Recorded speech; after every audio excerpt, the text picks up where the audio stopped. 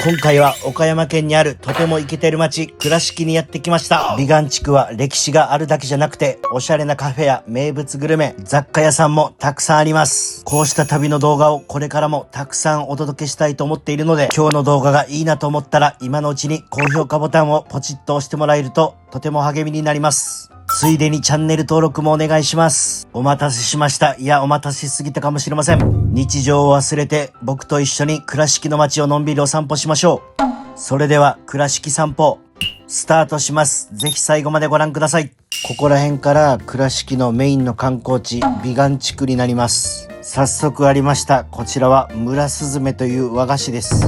明治時代から愛されている銘菓で、わかりやすく言うと薄いクレープの中にあんこが入っているような感じです。そもそも倉敷のこの一角がこんなに綺麗なまま残っているのは、この辺の地主で大金持ちだった大原さんが戦前のドイツの街並みを見て感動して、倉敷もこうあるべきだと資材を突っ込んで街並みを保存したのが始まりです。昭和43年に全国に先駆けて伝統美観保存条例を制定。そして昭和54年には国の重要伝統的建造物群保存地区に選定されました。今いる場所は倉敷物語館っていうところなんですけども、観光と交流の拠点として非常に重要な役割を果たしております。ここの入館料は無料で、倉敷の歴史や文化を年表や写真で学ぶことができ、観光パンフレットも豊富に揃っています。この辺にある飲食店も非常におしゃれ。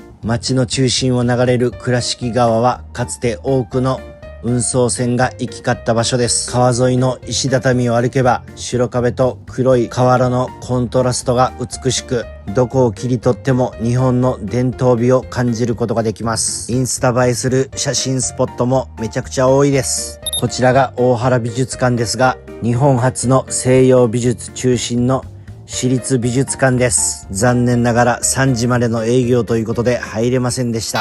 大原美術館のすぐ向かいに倉敷川を挟んで旧大原家住宅があります。長年大原家のプライベートな住居として非公開でしたが、現在は一般公開されており中に入ることができます。大原美術館とセットで行くことで倉敷の物語がより深く完結する場所です。こちらでは倉敷特有の建築美が凝縮されています。単に古い部屋を見るだけでなく、大原家が代々大切にしてきた思想や言葉に触れられるのが特徴。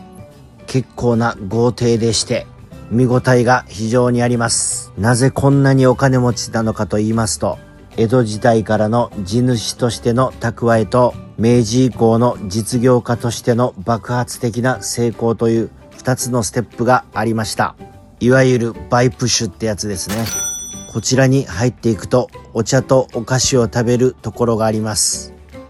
この庭園を見ながらゆっくりできると、そしてブックカフェもありまして、本を見ながらコーヒーを楽しめるスペースがあり、落ち着いた時間を過ごすことができます。人が出てきたところがカフェになっています。出口までやってきました。こっから出ましょう。外を歩くと古民家を改装したモダンなカフェやお土産物を売っているお店がたくさんあります。路地裏の道がたくさんあるんですが、歴史情緒を味わいながら現代的なショッピングやグルメを楽しむことができます。ここの川も船に乗ることができまして、今回は終わっていたんで乗れなかったですが、船の時間はこんな感じ。周辺のお店で着物のレンタルもやっていますので、着替えて散歩するのもいいかもしれません。平日なんでまだ人はちょっと少ないですが、土日は観光客がたくさん来ます。なので昼は賑やかで、夕暮れ時から街灯が灯り静かになりますが、夜の風景もまた格別にいいもんです。小物などを売ってるお店が多いんですが、結構こだわりを感じるような個性的なお店が多いです。本当はこの豆腐のお店に行きたかったんですがお休みでした。ここで観光地はないかと探しましたらありました。動画を見てる皆さんのために観光地に行かないといけません。ちょっと来た道を戻りまして、倉敷市立自然史博物館に来ました。美観地区に隣接する倉敷市立自然史博物館は、岡山の自然をテーマに掲げた西日本を代表する自然史博物館の一つです。なんと生きてるマンモスがいます。というのは冗談で、これはロボットみたいです。かなりいい動きをしておりました。ここでは100万点を超える膨大な収蔵資料を基盤とし、地学、植物、昆虫、動物という4つの専門分野から岡山県の豊かな自然の歴史と現状を体系的に紹介しています。このゾウさんなんですが、この辺に生息していたナウマンゾウらしいです。展示構成は非常に充実しており、県内で発見された化石や岩石を通して大地の成り立ちを詳しく知ることができます。そして瀬戸内海や中国山地に至るまで多様な環境に生息する野生動物たちの剥製や模型が並び、地域の生態系を学べます。そして第3展示室に展開される約1万点の昆虫標本は、国内外の美しい蝶や希少な昆虫類など、その多様性を肌で感じることができます。見ていくとですね、見たことない昆虫が結構いました。こんなん出てきたらドン引きでしょう。こちらの博物館は単なる展示施設にとどまらず、実際に化石に触れられるコーナーや淡水魚水槽コーナーなど、体験を通じて学べる工夫が随所に凝らされています。3階にはニタリクジラの巨大な全身骨格標本があります。かなりでかいですし、この辺はお魚の匂いがしました。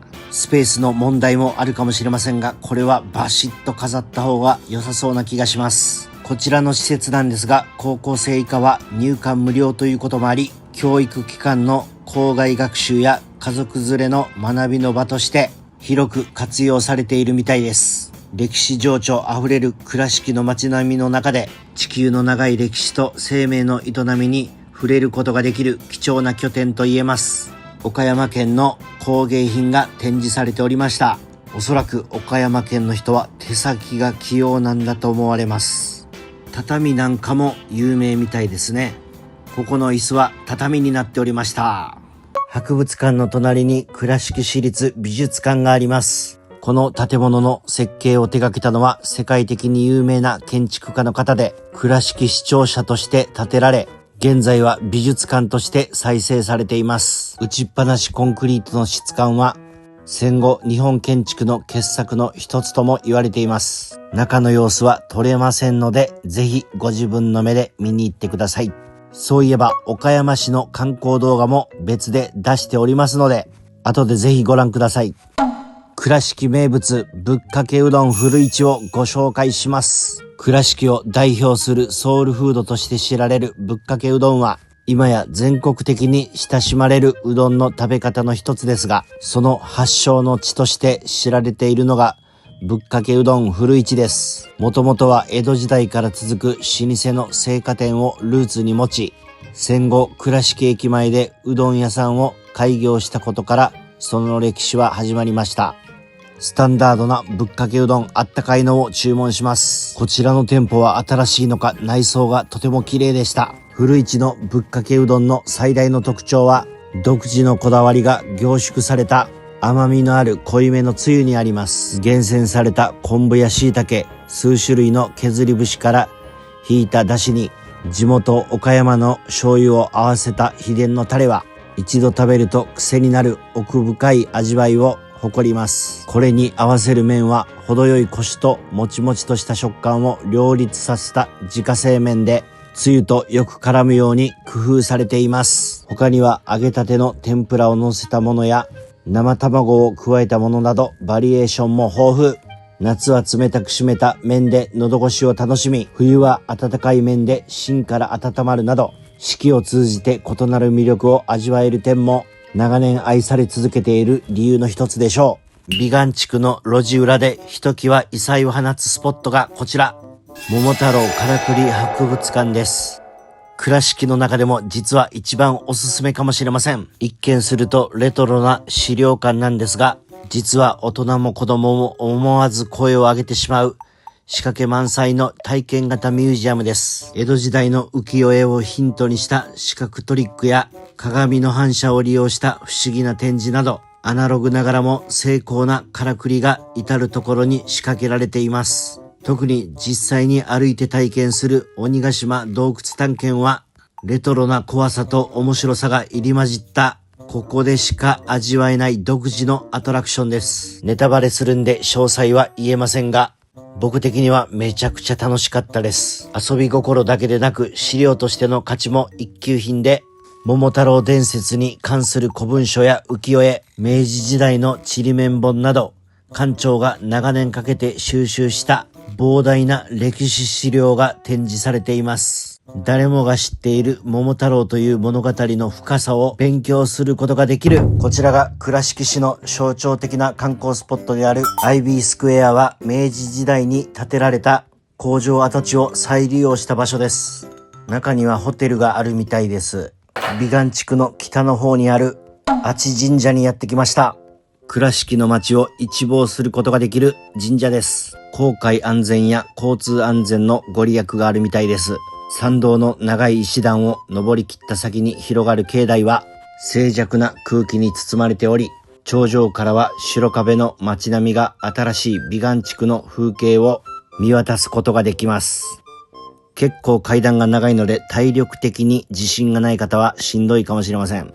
カメラだと分かりにくいですが、こういう角度です。境内には日本最古の神社庭園が広がっており、石を用いた神聖な空間が古代からの祈りの歴史を感じさせます。もう一つの象徴として国指定の天然記念物である推定樹齢300年から500年とも言われるでっかい木もあります。調べた感じですと、毎年5月のゴールデンウィーク頃にはたくさんの花が咲くみたいで、おすすめのシーズンだそうです。現在では交通安全や商売繁盛の祈願だけでなく、その清らかな佇まいから観光客が旅の安全を祈る憩いの場としても親しまれています。ここにはお化け屋敷があるみたい。倉敷名源は岡山が誇るセルフうどん発祥の店として多くの人に知られています。もともとは市内にあったみたいですが、2023年に美観地区へ進出してきました。提供されるうどんは厳選された国産素材と無添加にこだわった体に優しい一杯です。こちらの橋の上とかかなり撮影映えするスポットではないでしょうか。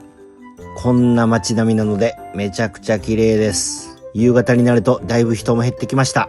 こちらは倉敷デニムストリートです。小島さんのジーンズや小物を集めたセレクトショップのようなお店が並んでおります。売ってるスイーツまでデニムカラー。写真の撮影スポットもたくさんありました。たくさん歩きましたので、倉敷駅前の方に移動しましょう。あちらが今回借りたレンタカーです。毎回いろんな車に乗るのも楽しみの一つ。倉敷駅前にやってきました。こっから美観地区まで歩いていくことはできます。あちらの商店街が近道。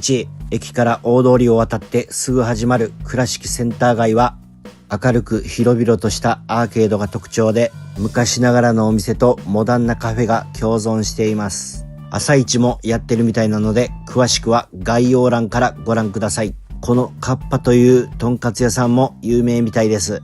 こちらも行きたかったところなんですが、岡山名物を食べに行くため今回は断念。最近競馬の調子が良くないので、エベッサンを慣れておきましょう。旅先でいろんな神社に行きますが、いつもお願いしていることがあります。それはチャンネル登録よろしくお願いしますと。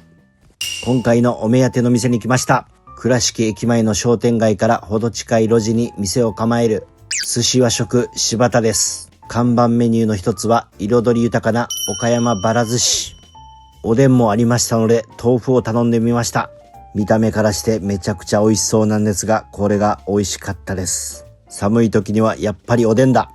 こちらがばら寿司です。一見すると華やかな海鮮丼のようですが、酢飯の上に多彩な具材が乗っております。具材の酸味や甘みのバランスが絶妙で、まさにミラクルな調和です。ばら寿司も岡山の名物なので、ぜひ食べてみてください。さらに岡山が地元の人であればみんな知ってる成田屋にやってきました。こちらには2大名物が存在するみたいです。一つ目は鶏酢。茹でた鶏のささみや皮、さらに春雨などをポン酢仕立てのタレでいただく。湯豆腐は器の中に温かい出汁とともに豆腐が入り、その上にたっぷりの鰹節やネギ、そして刻み海苔が乗ったスタイルです。これは確かにめちゃめちゃうまかった。鶏酢は220円で、湯豆腐は250円です。地元の方と一緒に来たんですが、全部安くて美味しいという素晴らしいお店でした。メニューもかなり充実しています。この札わかる方いますか？ものすごい貴重なものです。本当は帰るつもりだったんですが、もう疲れて泊まることにしました。これラブホテルなんですけども、ビジネスホテルより全然すごい。部屋は綺麗で豪華。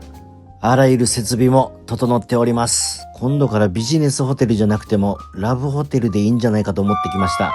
次の日お会計をしますが、こちらのホテルの部屋代はいくらでしょうか？こんなに広くてこのお値段。